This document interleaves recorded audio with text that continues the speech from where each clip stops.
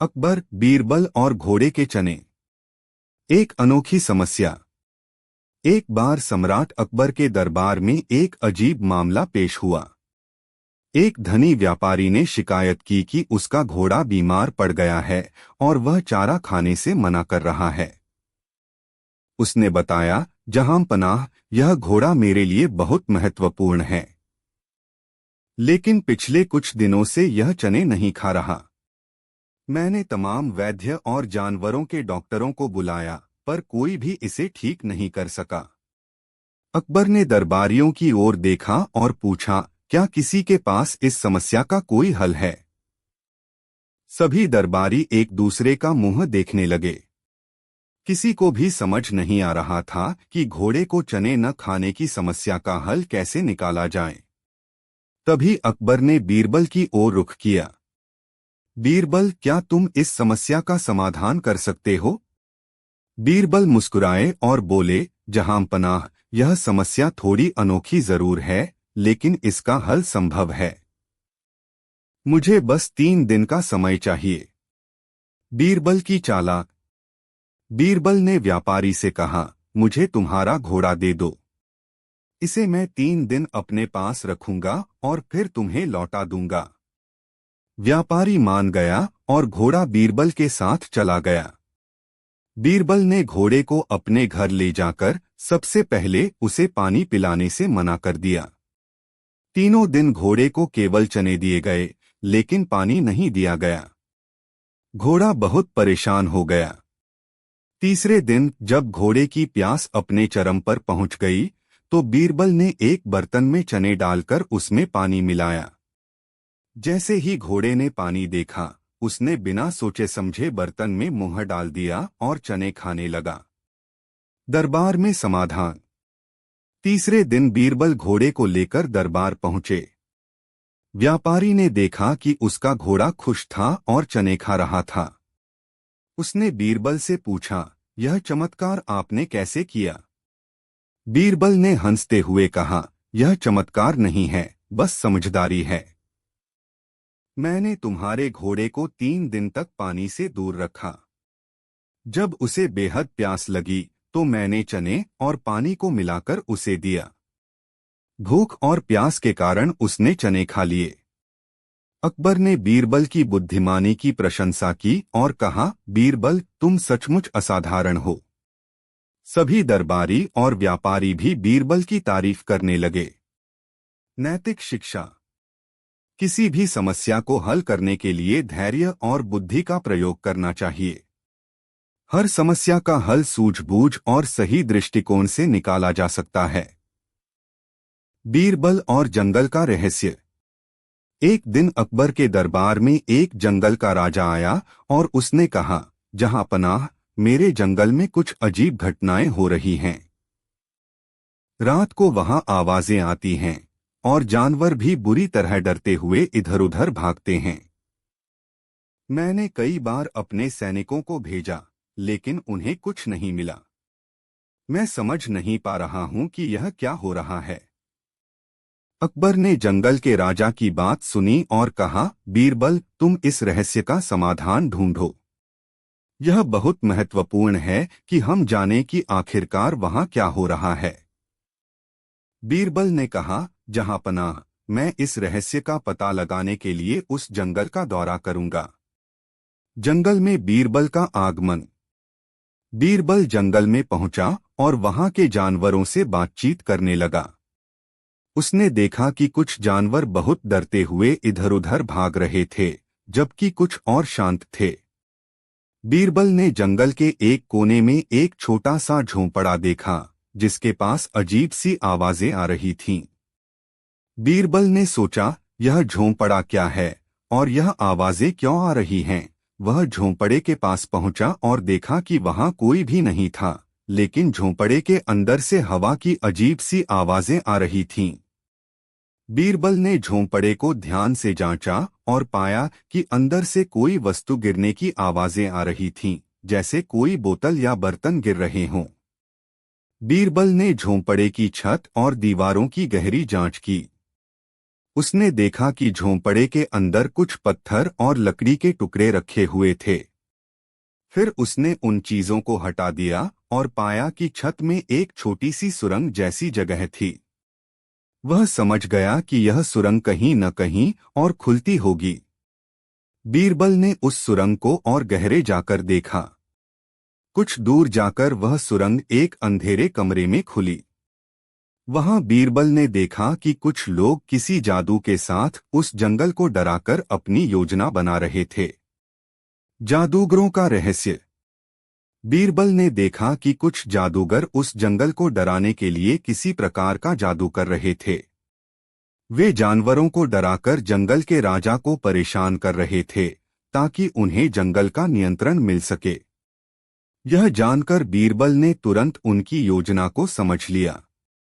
बीरबल ने जादूगरों से कहा, तुम्हारा यह काम बहुत गलत है। जंगल के जानवरों को डराकर तुम एक नफरत पैदा कर रहे हो। तुम इसका कारण नहीं जानते, लेकिन मैं जानता हूं कि तुम्हारी यह योजना अकबर के राज्य के खिलाफ जा रही है। जादूगर डर गए और समझ गए कि बीरबल ने उनका राज खोल दिया है। वे झूठ बोलने लगे, हम तो बस यहाँ आए थे ताकि जंगल की शांति को बनाए रखें। हम किसी को परेशान नहीं करना चाहते थे। लेकिन बीरबल ने साफ तौर पर कहा, तुम्हारी जादूगरी की वजह से ही सब डर रहे हैं। अब तुम जल्द ही अकबर के सामने पेश होंगे। अकबर के सामने जादूगरों का सामना। बीरबल जादूगरों को लेकर अकबर के दरबार में पहुंचे। अकबर ने सब कुछ सुना और फिर कहा, बीरबल, तुम्हारी सूझबूझ से यह रहस्य सामने आया है। जादूगरों ने जंगल को डराने का प्रयास किया था ताकि वे अपनी ताकत दिखा सकें। इस प्रकार के कर्म अकबर के राज्य में बिल्कुल स्वीकार्य नहीं हैं। अकबर ने जादूगरों को कड़ी सजा दी और कहा, अब से यह जंगल शांति से रहेगा और यहाँ के जानवर सुरक्षित रहेंगे। किसी को भी इस जंगल में डर पैदा करने का अधिकार नहीं है। अकबर ने बीरबल की सराहना करते हुए कहा, बीरबल, तुमने अपनी सूझबूझ से इस रहस्य को सुलझाया। तुम हमेशा हमें सही मार्ग पर ले आते हो। तुम जैसे व्यक्तियों की मदद से ही हमारा राज्य स्थिर रहता है। बीरबल ने कहा, जहांपनाह, यह सब आपके नेतृत्व और न्याय की वजह से ही संभव हुआ। आप ही हमें हमेशा सही रास्ता दिखाते हो। शिक्षा।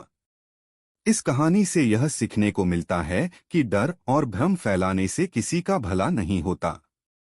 सच का पता लगाना और अपने कार्यों को न्यायपूर्ण तरीके से करना ही सही रास्ता है। बीरबल की सूझबूझ और अकबर के न्यायपूर्ण नेतृत्व ने इस रहस्य का समाधान किया और जंगल में शांति कायम की। राजाओं की सभा और बीरबल की चतुराई। अकबर के दरबार में अक्सर बड़े बड़े राज्य और देशों के राजा अपनी समस्याएं सुलझाने या चर्चा करने आते थे। एक बार अकबर ने दरबार में ऐलान किया, हमारे राज्य में एक बड़ी सभा होगी जिसमें सभी पड़ोसी राज्यों के राजा हिस्सा लेंगे। यह सभा न्याय, बुद्धिमत्ता और मित्रता की मिसाल बनेगी। बीरबल, तुम्हें इसका आयोजन करना है। बीरबल ने सिर झुकाकर कहा, जहांपनाह, जैसा आप चाहें। यह सभा हमारे राज्य की प्रतिष्ठा को और ऊंचा करेगी। राजाओं का आना। कुछ ही दिनों में दूर दूर के राजाओं के काफिले अकबर के दरबार में पहुंचने लगे। सभी राजा अपने अपने तरीकों से खुद को महान साबित करना चाहते थे। कोई अपने खजाने की बात करता तो कोई अपनी सेना की ताकत की। अकबर ने सभी को शांत करते हुए कहा, हम सभी यहाँ पर दोस्ती और समझदारी बढ़ाने के लिए जमा हुए हैं। लेकिन मेरी एक शर्त है, यह सभा तभी सफल मानी जाएगी जब हर कोई अपनी बुद्धिमानी से हमारे दरबार के सवालों का जवाब दे सकेगा। और इन सवालों का निर्णय बीरबल करेंगे। पहला सवाल, सबसे बड़ा राजा कौन? सभा की शुरुआत हुई और पहला सवाल पूछा गया, दुनिया में सबसे बड़ा राजा कौन है? एक राजा बोले, जो सबसे अमीर हो वही सबसे बड़ा राजा है। दूसरे ने कहा, जो सबसे बड़ी सेना रखता है। तीसरे ने कहा, जो सबसे ज्यादा भूमि पर राज करता है। बीरबल मुस्कुराए और बोले, सही जवाब तो यह है कि सबसे बड़ा राजा वह है जो अपनी प्रजा का सबसे ज्यादा ख्याल रखता है। धन, सेना और भूमि से बड़ा वह राजा है जो अपनी प्रजा को न्याय, सुरक्षा और खुशी दे। सभी राजा बीरबल की बुद्धिमत्ता से प्रभावित हुए और सहमति जताई। दूसरा सवाल, सबसे कीमती चीज क्या है? फिर दूसरा सवाल पूछा गया, दुनिया की सबसे कीमती चीज क्या है? एक राजा ने कहा, सोना। दूसरे ने कहा, हीरे और जवाहरात। तीसरे ने कहा, महल और सेना।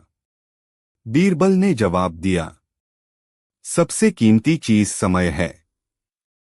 इसे न तो खरीदा जा सकता है, न लौटाया जा सकता है। एक समझदार राजा वही है जो अपने समय का सही उपयोग करे। राजाओं ने सिर झुकाकर बीरबल की बात मानी। तीसरा सवाल, सच्चा मित्र कौन? अब अंतिम सवाल पूछा गया, एक राजा का सच्चा मित्र कौन है? एक राजा बोले, उसकी सेना। दूसरे ने कहा, उसके मंत्री। तीसरे ने कहा, उसकी दौलत। बीरबल ने मुस्कुराते हुए कहा, जहां पनाह, एक राजा का सबसे बड़ा मित्र उसकी प्रजा होती है। अगर प्रजा खुश है तो राजा का राज्य हमेशा सुरक्षित और समृद्ध रहेगा। सभा का अंत। बीरबल के उत्तरों ने सभी राजाओं को प्रभावित कर दिया। उन्होंने माना कि अकबर के दरबार का यह मंत्री अद्वितीय है। अकबर ने बीरबल की प्रशंसा करते हुए कहा, बीरबल, तुमने हमारी सभा को सफल और यादगार बना दिया। तुम्हारी बुद्धिमत्ता हमारी सबसे बड़ी ताकत है। इस तरह राजाओं की यह सभा अकबर के राज्य और बीरबल की चतुराई का एक और उदाहरण बन गई। सभी राजा मित्रता और समझदारी की नई सीख लेकर अपने अपने राज्यों को लौट गए। अकबर और बीरबल, आलसी सेवक का चतुराई से हल। दरबार में शिकायत। एक दिन अकबर के दरबार में एक गरीब किसान पहुंचा और शिकायत की, जहांपनाह, मेरी शिकायत एक खास सेवक से है। मैंने उसे अपने खेत पर काम करने के लिए रखा था, लेकिन वह इतना आलसी है कि कोई काम ढंग से नहीं करता। वह हमेशा बहाने बनाता है और फिर पूरा दिन सोता रहता है। कृपया मेरी मदद कीजिए। अकबर ने मुस्कुराते हुए कहा, बीरबल, इस सेवक को सबक सिखाने का कोई उपाय है? बीरबल ने सिर झुकाया और बोला, जहांपनाह, यह काम मेरे लिए बहुत आसान है। मुझे बस इस सेवक से एक दिन मिलने का समय दीजिए। अकबर ने सहमति दी और अगले दिन वह आलसी सेवक बीरबल के पास लाया गया। बीरबल का अनोखा तरीका। बीरबल ने सेवक से कहा, तुम्हारी शिकायत लेकर एक किसान आया है। अब तुम्हें काम करना ही होगा, लेकिन मैं तुम्हारे आलस को दूर करने के लिए एक खेल खेलूंगा। सेवक ने उत्सुकता से पूछा, कैसा खेल? बीरबल ने एक बड़ा पत्थर उठाया और उसे सेवक के सामने रख दिया। फिर बोले, अगर तुम यह पत्थर नदी तक ले जाओ तो तुम्हें सोने का सिक्का मिलेगा। सेवक पहले तो अनमने भाव से पत्थर को देखता रहा, लेकिन सोने का नाम सुनकर उसका लालच जाग गया। वह पत्थर उठाने लगा, लेकिन पत्थर बहुत भारी था। कुछ देर कोशिश करने के बाद सेवक ने हार मान ली और बोला, यह पत्थर तो बहुत भारी है, इसे ले जाना असंभव है। बीरबल मुस्कुराए और बोले, अगर इसे एक बार में नहीं ले जा सकते तो इसे छोटे छोटे टुकड़ों में तोड़कर ले जाओ। सेवक ने बीरबल की बात मानी। उसने पत्थर को छोटे टुकड़ों में तोड़कर कई बार चक्कर लगाकर उसे नदी तक पहुंचा दिया। जब काम पूरा हुआ तो सेवक बहुत थक गया, लेकिन अंदर से खुश था। परिवर्तन की शुरुआत। बीरबल ने सेवक से पूछा, अब बताओ, क्या काम करना इतना मुश्किल था? सेवक बोला, नहीं, मुझे लगता है कि अगर कोई काम थोड़ा थोड़ा करके किया जाए तो वह आसान हो जाता है। बीरबल ने मुस्कुराते हुए कहा, यही तो मैं तुम्हें सिखाना चाहता था। अगर तुम आलस छोड़कर हर दिन थोड़ा थोड़ा काम करोगे तो तुम्हारा जीवन बेहतर हो सकता है। दरबार में परिणाम। अगले दिन किसान बीरबल के पास आया और बोला, जहां पनाह, यह सेवक तो अब पूरी मेहनत से काम करता है। मेरी समस्या का समाधान हो गया। अकबर ने बीरबल से कहा, तुम्हारे जैसे चतुर और व्यावहारिक सलाहकार के बिना यह दरबार अधूरा है। तुमने एक आलसी आदमी को भी मेहनती बना दिया। नैतिक शिक्षा। छोटे छोटे कदमों से बड़े काम पूरे हो सकते हैं। सही दृष्टिकोण और प्रेरणा से किसी भी व्यक्ति को बदलना संभव। अद्भुत कहानी, बीरबल की चतुराई और अकबर का सपना। एक दिन अकबर ने अपने दरबार में घोषणा की, कल रात मैंने एक अजीब सपना देखा। मैंने स्वर्ग का दरवाजा खटखटाया और वहां एक परी ने मुझसे कुछ सवाल पूछे। मुझे वह जवाब याद नहीं है। मैं चाहता हूं कि बीरबल मेरे इस सपने का अर्थ समझाए। दरबार में सन्नाटा छा गया। सभी दरबारी सोचने लगे कि यह तो असंभव कार्य है। लेकिन बीरबल ने मुस्कुराते हुए कहा, जहां पनाह, यह कोई मुश्किल बात नहीं है। मुझे बस एक दिन का समय दें और मैं आपके सपने का अर्थ बता दूंगा। अकबर ने सहमति दी। अगले दिन बीरबल दरबार में आए और उन्होंने कहा, जहां पनाह, आपके सपने का अर्थ समझाने के लिए मुझे स्वर्ग जाना होगा। इसके लिए मुझे कुछ सामान चाहिए। अकबर ने पूछा, क्या चाहिए बीरबल? बीरबल ने कहा, एक मजबूत रस्सी, एक ऊंची मचान और दरबार के सभी लोगों का सहयोग। अकबर ने यह सुनते ही आदेश दिया कि बीरबल की सभी मांगें पूरी की जाएं। कुछ घंटों बाद मचान बनकर तैयार हो गई। बीरबल मचान के ऊपर चढ़े और रस्सी को एक तरफ से कसकर बांधा। फिर उन्होंने कहा, अब मुझे इस रस्सी को खींचकर स्वर्ग की ओर भेजो। मैं अकबर के सपने का अर्थ लेकर वापस आऊंगा।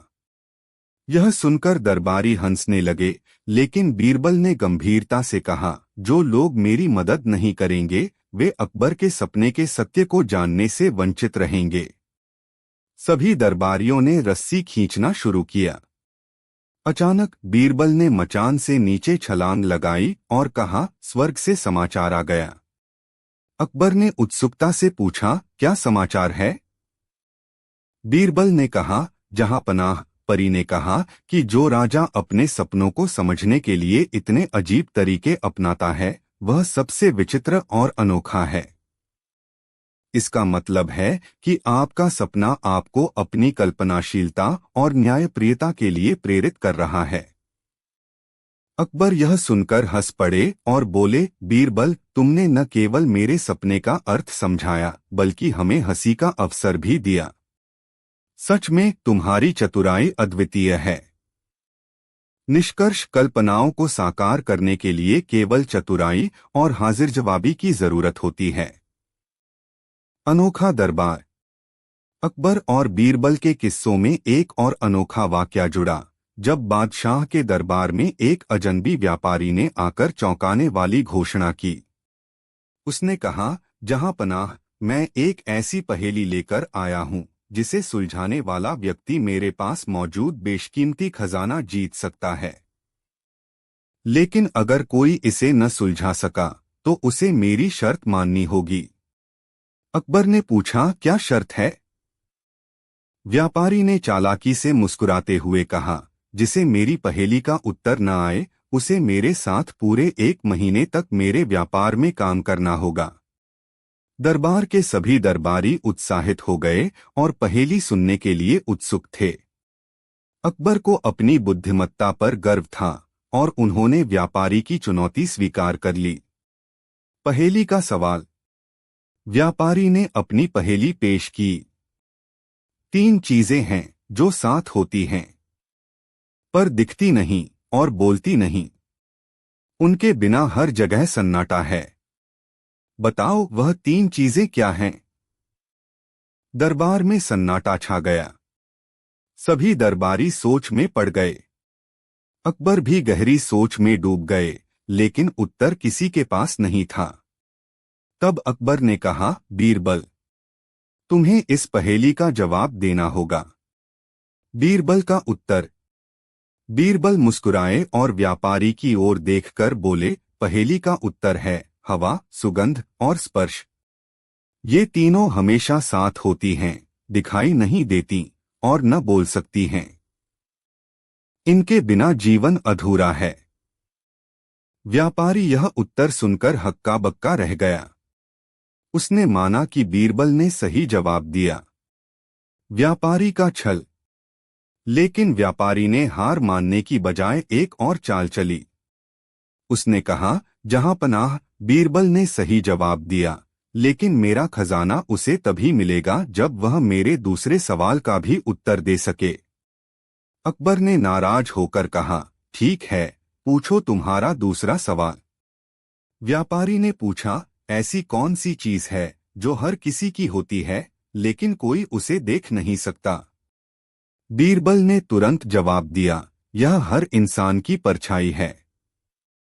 जब अंधेरा हो तब यह गायब हो जाती है।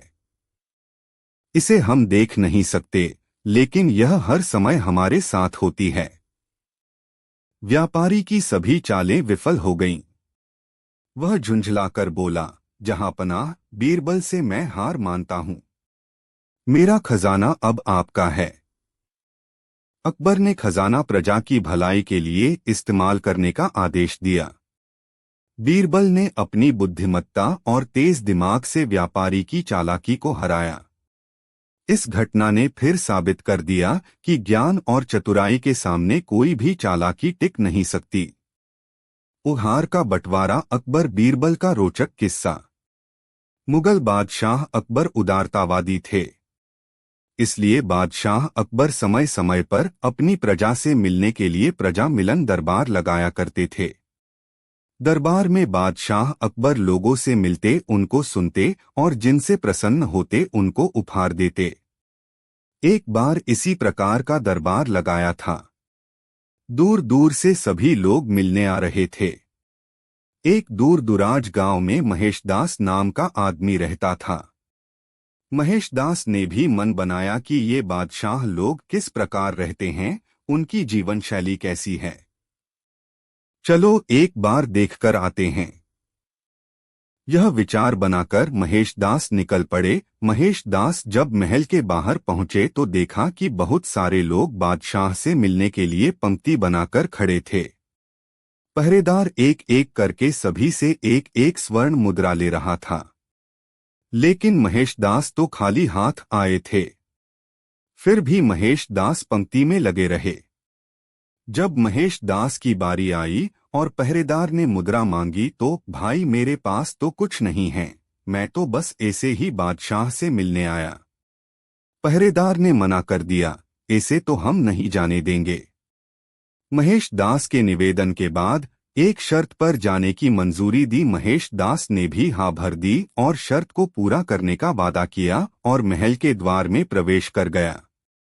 महेशदास महल में प्रवेश करते ही पूरे महल को ध्यान से देखने लगा। महल की नक्काशी और बारीक कारीगरी देखकर महेशदास चौंक गया। घूमते फिरते महेशदास पहुंच गया जहां बादशाह अकबर प्रजा से मिल रहे थे। एक एक करके सभी बादशाह के अपनी हाजिरी दे रहे थे, अपनी समस्या, अपनी इच्छा बादशाह के सामने पेश करते और उनको सुलझाने की कोशिश करते। महेशदास खड़े खड़े सोच रहे थे कि मैंने तो सोचा ही नहीं कि मुझे क्या मांगना है। सोचते सोचते महेशदास की बारी आ गई और महेशदास बादशाह के सामने पेश हुआ।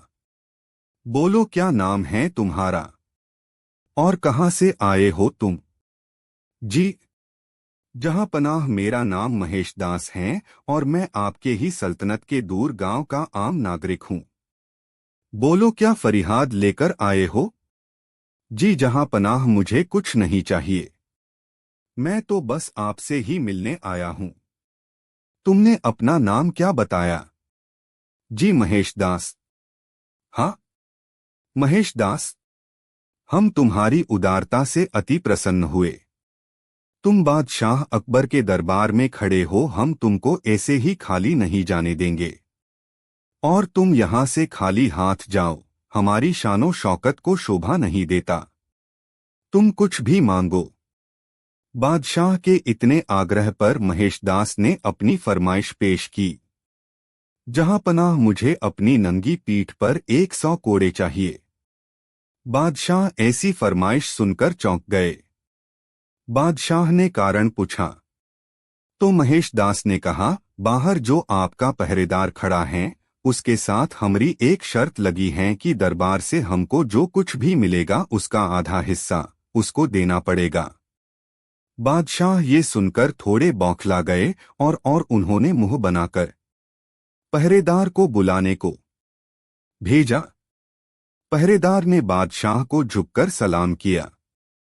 बादशाह ने व्यंग्य में उससे कहा, हम तुम्हारी पहरेदारी से प्रसन्न हुए। हमने निश्चय किया है, महेश दास ने जो भी मांगा उसका 100% तुमको देंगे। पहरेदार खुश हुआ।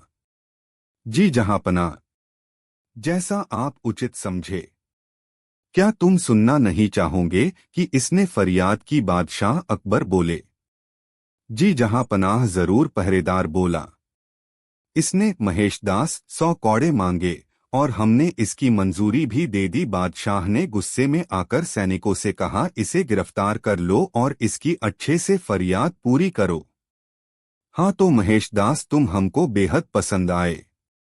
दो प्याजा बोले, जहांपनाह, ऐसे कैसे किसी को भी आप दरबारी में रख सकते हैं? मेरा क्या तुम हमारी दरबारी में कोई काम करना चाहोगे? ना कोई जान पहचान, न कोई लेना देना। मुल्ला दो प्याजा अपनी जबान को संभालते हुए बोले। मुल्ला, तुम भी ठीक ही कहते हो। अच्छा तुम ही बताओ कि इसको कैसे परखा जाए? बादशाह बोले। मुल्ला दो प्याजा सोचकर बोलते हैं, अगर ये यह बता दे कि मेरे दिमाग में क्या चल रहा है तो शायद बात बन जाए। महेशदास, क्या तुम इस प्रश्न का जवाब देना चाहोगे? जी जहांपनाह, जरूर। मुल्ला जी, आपके दिमाग में अभी ये चल रहा है कि बादशाह अच्छे हैं और वो हम सभी का कल्याण करते हैं। हमें बादशाह से कोई शिकायत नहीं है। क्या मुल्ला जी हम सही कह रहे हैं? मुल्ला जी बनावटी मुस्कान के साथ, जी जहांपनाह, ये बिल्कुल ठीक कह रहा है। क्या मुल्ला, अभी तुम्हें कोई प्रश्न पूछना है क्या? नहीं जहांपनाह। तो महेशदास, हम तुम्हें अपनी दरबारी में काम करने को आमंत्रित करते हैं, लेकिन हम तुमको एक नाम देना चाहेंगे। जी जहांपनाह, आपका हुक्म सर। आंखों पर हमारा दरबार और पूरी मुगलिया सल्तनत तुमको बीरबल के नाम से जानेंगी। इस प्रकार बीरबल को मुगल सल्तनत में पदवी मिली। इस अकबर बीरबल के किस्से, अकबर बीरबल कहानियां, उपहार का बंटवारा से हमने क्या सीखा? हमारी बुद्धि और ईमानदारी हमको कभी जीवन में हरा नहीं सकती। बीरबल और अनमोल हीरे का रहस्य। एक दिन अकबर के दरबार में एक बड़ा विवाद हुआ। एक अमीर व्यापारी ने शिकायत की कि उसके अनमोल हीरे चोरी हो गए हैं। वह बोला, जहांपनाह, ये हीरे मेरी पीढ़ियों की धरोहर हैं। अगर ये नहीं मिले तो मेरी इज्जत चली जाएगी। मैंने इन्हें अपनी तिजोरी में बंद किया था, लेकिन आज सुबह वे गायब थे। मुझे शक है कि यह काम मेरे नौकरों का है। अकबर ने तुरंत बीरबल को बुलाया और कहा, बीरबल, तुम्हें इस मामले की तह तक जाना होगा और असली चोर का पता लगाना होगा। बीरबल की चालाकी। बीरबल ने व्यापारी के नौकरों को दरबार में बुलवाया। नौकर डरे समय खड़े थे। बीरबल ने पूछा, तुम में से किसने चोरी की है? सच बोलो वरना अंजाम बुरा होगा। नौकरों ने एक साथ कहा, हम निर्दोष हैं। हमने कोई चोरी नहीं की। बीरबल ने सोचा कि सीधे पूछने से सच सामने नहीं आएगा। उन्होंने अपनी चतुराई से एक योजना बनाई। वह मुस्कुराए और बोले, ठीक है, अगर तुम सब निर्दोष हो तो मुझे एक छोटा सा काम करना होगा। जादुई छड़ी का खेल। बीरबल ने सबको एक एक लकड़ी की छड़ी दी और कहा, यह जादुई छड़ी है। जो भी चोर होगा उसकी छड़ी कल सुबह तक 1 इंच बढ़ जाएगी। इसे लेकर अपने घर जाओ और कल इसे वापस लेकर आओ। नौकर अपनी अपनी छड़ी लेकर चले गए। उनमें से एक नौकर, जो असली चोर था, घबराने लगा। उसने सोचा, अगर मेरी छड़ी सचमुच बढ़ गई तो मेरी चोरी पकड़ी जाएगी। मुझे इसे छोटा कर देना चाहिए। उसने अपनी छड़ी को 1 इंच काट दिया। अगले दिन सभी नौकर दरबार में वापस आए। बीरबल ने उनकी छड़ियों की जांच की।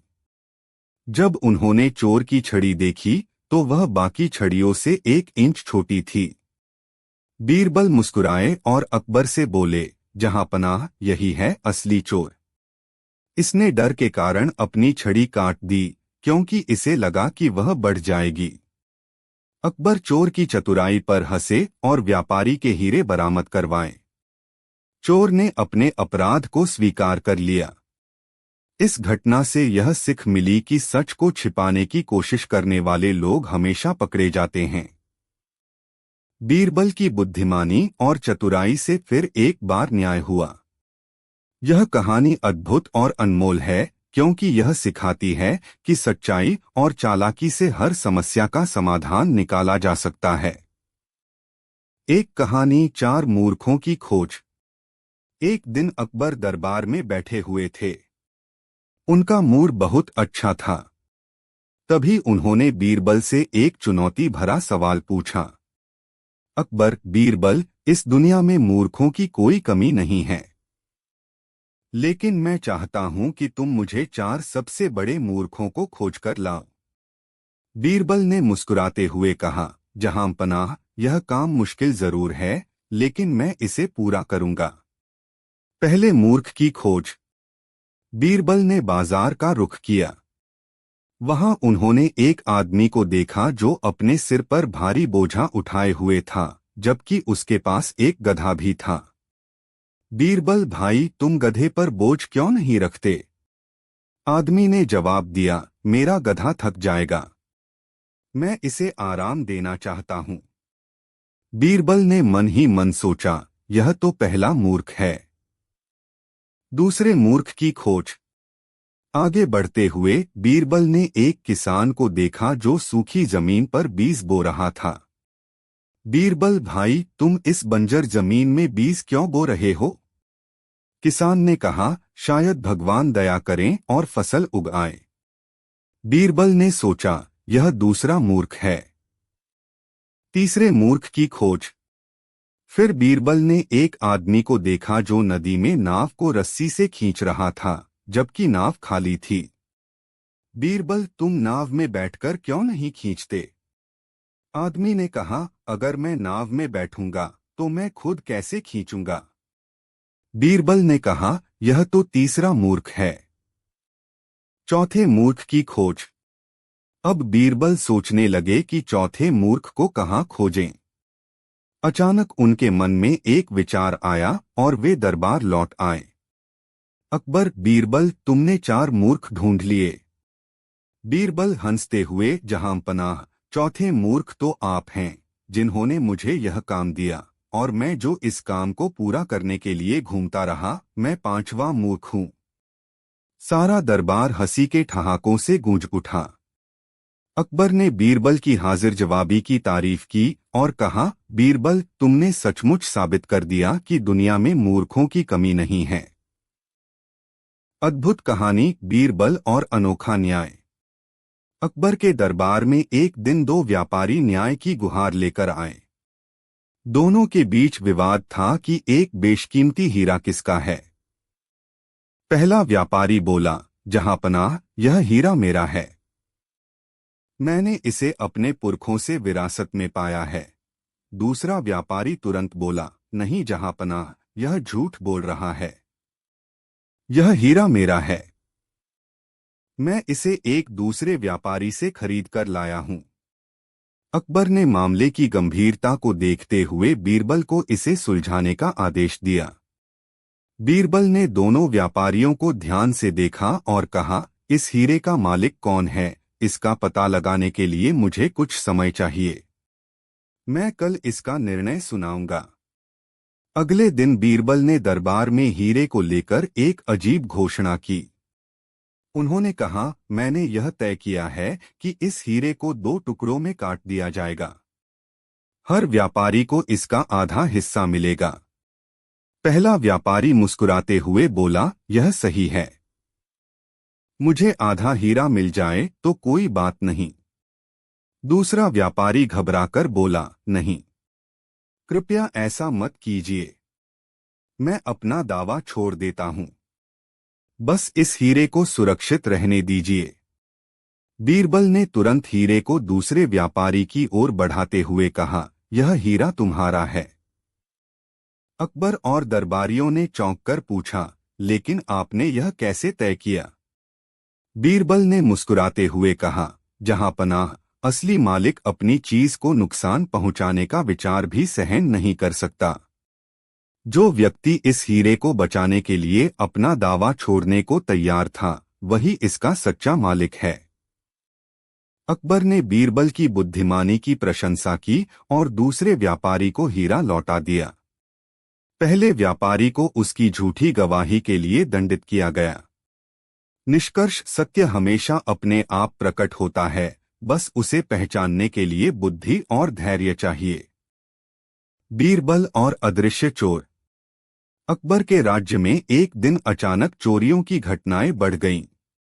चोर इतने चालाक थे कि हर बार चोरी के बाद उनके कोई निशान नहीं मिलते। अमीर घरों से कीमती चीजें गायब हो रही थीं और प्रजा में डर का माहौल था।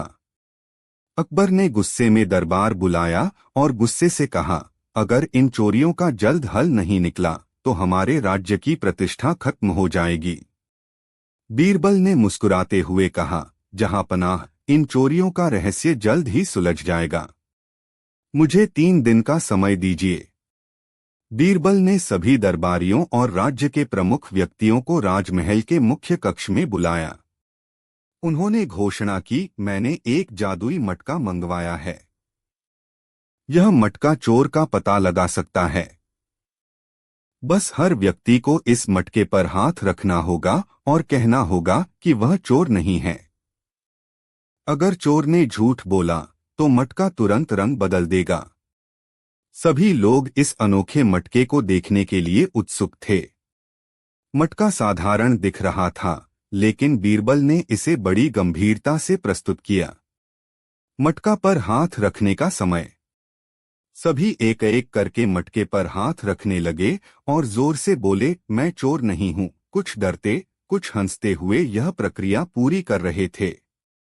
जब सभी ने मटके पर हाथ रख दिया तो बीरबल ने मटके को उठाया और कहा, अब मैं देखता हूं कि कौन चोर है। उन्होंने सबके हाथ देखने शुरू किए।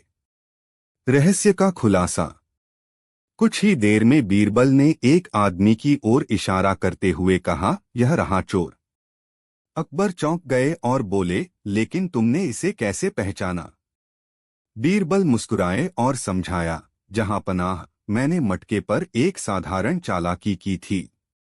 मैंने इसे काले तेल से हल्का सा लेप किया था। मैंने कहा था कि जो चोर होगा वह डर के मारे मटके को छुएगा ही नहीं, ताकि उसका झूठ पकड़ में न आए। बाकी सभी ने मटके को छुआ और उनके हाथ गीले हो गए। लेकिन इस व्यक्ति के हाथ साफ हैं, क्योंकि इसने मटके को छुआ ही नहीं। चोर की सच्चाई। वह व्यक्ति डर के मारे घुटनों पर गिर गया और अपनी चोरी स्वीकार कर ली। उसने बताया कि उसने अमीरों के घरों में नौकर बनकर उनकी चीजें चुराई थीं और उन्हें छिपा दिया था। अकबर का इनाम। अकबर ने बीरबल की बुद्धिमानी की प्रशंसा की और उसे पुरस्कार दिया। उन्होंने चोर को दंड दिया और चोरी का सारा माल प्रजा को लौटाने का आदेश दिया। बीरबल ने अपनी सूझबूझ और मनोवैज्ञानिक चतुराई से एक बड़ी समस्या का हल निकाला।